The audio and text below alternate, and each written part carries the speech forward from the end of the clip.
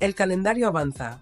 Arranca un nuevo mes, pero lejos de renovarse el panorama, la misma historia continúa alargándose como si no tuviera final. Cambian los días, cambian los titulares, pero los protagonistas siguen siendo exactamente los mismos y, sobre todo, la sensación de fondo no varía. Hay algo en todo este relato que chirría cada vez más. La conversación vuelve a girar, inevitablemente, alrededor de Alejandra Rubio, Terelu Campos y todo el entorno que las rodea, incluyendo a la familia Constancia, en una especie de bucle mediático que se retroalimenta sin descanso. Resulta inevitable recordar una de las últimas apariciones públicas de Terelu, donde decidió mostrarse especialmente afectada, casi al límite, intentando transmitir una imagen de desgaste emocional profundo. Aparecía con gafas de sol, explicando que sufría un orzuelo en el ojo, una dolencia que, según sus propias palabras, había sido provocada por el estrés acumulado en los últimos días. Un estrés que, siempre según su versión, tiene su origen en todo lo que se está diciendo sobre su hija. La escena, lejos de generar una empatía unánime, provocó reacciones encontradas. Porque mientras se construye ese relato de presión insoportable, empiezan a salir a la luz datos que rompen por completo esa narrativa. Y ahí es donde aparece uno de los elementos más polémicos de toda esta historia, la cantidad que Alejandra Rubio habría percibido por su intervención televisiva. Se habla de una cifra que ronda los 80.000 euros, una cantidad que, para la mayoría de la gente, resulta sencillamente inalcanzable en condiciones normales. Este dato, lejos de pasar desapercibido, actúa como un detonante. Porque claro, cuando se pone sobre la mesa ese tipo de ingresos, el discurso del sufrimiento empieza a tambalearse. No porque no pueda existir presión mediática, sino porque el contraste con la realidad de la mayoría de las personas es demasiado evidente. Mientras todo esto se asimilaba, llega otro giro que roza lo surrealista. Apenas una semana después de anunciar su retirada de la televisión, argumentando que no podía más, que necesitaba parar, Alejandra Rubio vuelve a aparecer vinculada a la pequeña pantalla. Y claro, la reacción general es casi automática, incredulidad mezclada con cierta ironía. Porque lo que se vendía como una decisión firme empieza a percibirse como una pausa estratégica, un simple paréntesis dentro de una exposición mediática constante. La explicación existe. Sí, esa aparición forma parte de un contenido grabado con anterioridad. Pero eso no cambia el efecto que genera. Porque el espectador no vive el proceso de grabación, vive el resultado. Y el resultado es que alguien que acaba de anunciar su retirada reaparece en televisión en cuestión de días. Es ahí donde el discurso pierde coherencia, donde la narrativa empieza a resquebrajarse. Todo esto ocurre en el contexto de la final de un concurso emitido por la televisión pública, un formato centrado en reformas e interiorismo que, durante semanas, ha seguido la evolución de sus participantes. En ese desenlace, Carlo Constancia y su madre lograron imponerse, llevándose un premio económico importante. Sin embargo, incluso ese resultado había sido filtrado con anterioridad, lo que resta impacto al momento y refuerza la sensación de que todo está más calculado de lo que parece. Durante esa final, Alejandra estuvo presente, apoyando a su pareja desde un lugar privilegiado, rodeada de familiares y amigos. La escena buscaba transmitir cercanía, emoción, unión. Se habló de crecimiento personal, de conversaciones que nunca habían tenido lugar hasta ese momento, de vínculos que se habían fortalecido gracias a la experiencia. Incluso se llegó a decir que el verdadero premio no era el dinero, sino el aprendizaje emocional. Un mensaje que, en otro contexto, podría haber calado. Pero aquí, rodeado de todo lo demás, pierde fuerza. Porque mientras se habla de evolución personal, el espectador no puede evitar pensar en las cifras, en los contratos, en la exposición constante. Es una dualidad difícil de sostener. Por un lado, se intenta humanizar la historia. Por otro, los números y las circunstancias la alejan de esa intención. A esto se suma otro factor clave, la audiencia. La final del programa no consiguió destacar, quedándose muy por debajo de otras opciones televisivas en la misma franja. Ni siquiera el arrastre de un evento previo con cifras elevadas logró impulsar el resultado. Y esto abre otro debate, el de la rentabilidad real de ciertos formatos, sobre todo de los perfiles que se eligen para protagonizarlos. Porque cuando la inversión es alta y la respuesta del público es baja, las preguntas son inevitables.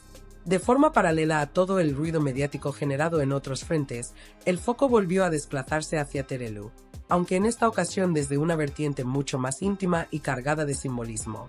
Su presencia en la Semana Santa de Málaga, una cita que forma parte de su identidad desde hace décadas, volvió a situarla en el centro de la atención, pero no tanto por lo mediático en sí, sino por el componente emocional que envuelve esta tradición en su caso. No se trata de una aparición puntual ni de un simple acto público. Es un ritual profundamente arraigado en su historia familiar, una costumbre que ha heredado y mantenido con el paso del tiempo y que está inevitablemente ligada a la figura de su madre.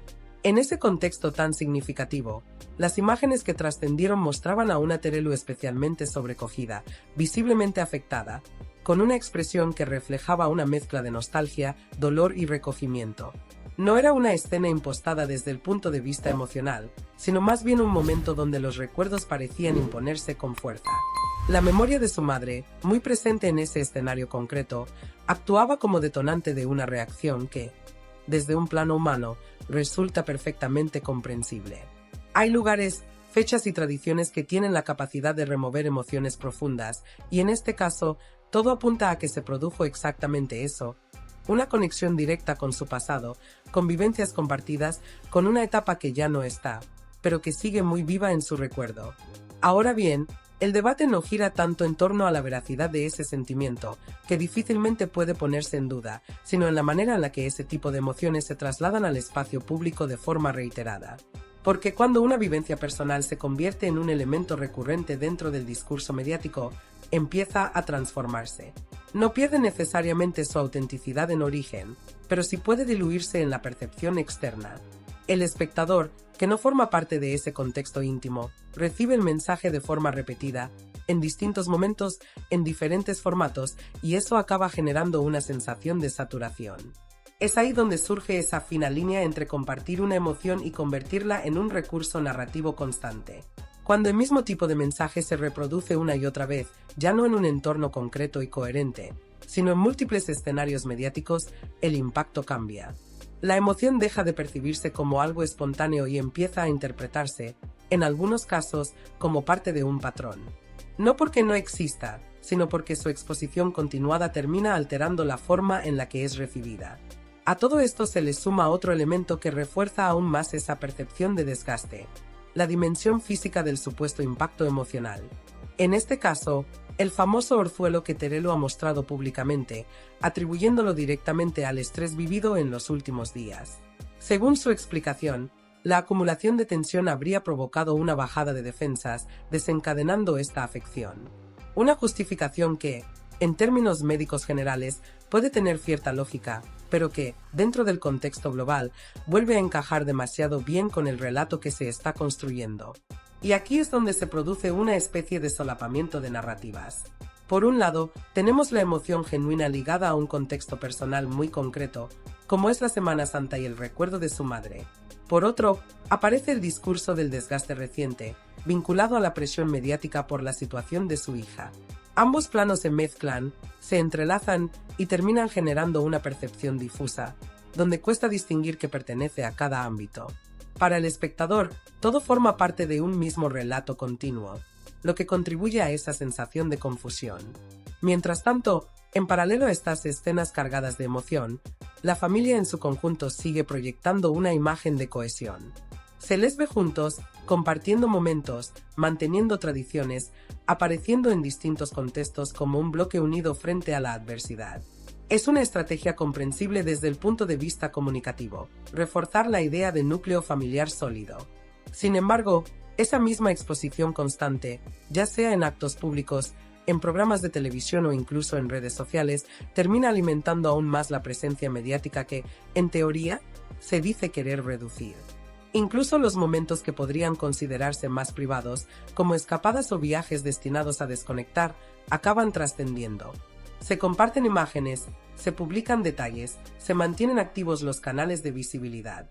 Y eso vuelve a chocar directamente con el discurso de la necesidad de parar, de alejarse del foco, de tomarse un respiro.